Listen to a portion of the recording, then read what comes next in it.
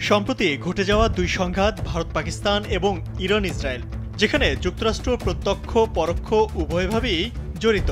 Trump প্রশাসন কখনো উস্কানি দিয়ে যুদ্ধ বাঁধিয়ে দিচ্ছে, আবার নিজেই মধ্যস্থতার হাত বাড়িয়ে দিচ্ছে।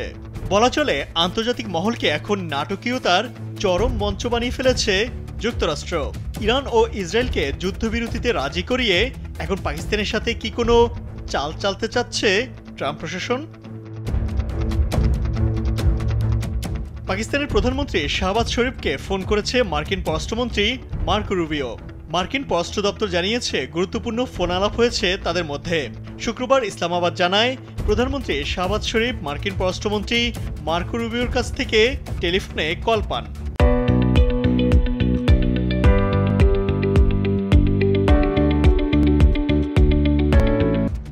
ইরান ও ইসরায়েলের মধ্যে যুদ্ধবিরতিতে প্রেসিডেন্ট ট্রাম্পের সাহসী ও সিদ্ধান্তমূলক নেতৃত্বের প্রশংসা করেন শাহবাজ শরীফ। একই সাথে তিনি পাকিস্তান ভারত যুদ্ধবিরতিতে যুক্তরাষ্ট্রের গুরুত্বপূর্ণ ভূমিকার জন্য রুবিওকে ধন্যবাদ জানান। তারা মূলত ইসরায়েল ও ইরানের মধ্যে টেকসই শান্তি নিয়ে কথা বলেছেন। পাকিস্তানি সংবাদ মাধ্যম ডনের প্রকাশিত প্রতিবেদনে এ তথ্য জানা গেছে। মার্কিন পররাষ্ট্র দপ্তর এক বিবৃতিতে জানিয়েছে, শাহবাজ ও রুবিও ইসরায়েল ও ইরানের মধ্যে চিরস্থায়ী শান্তি প্রতিষ্ঠার ব্যাপারে আলোচনা করেছেন।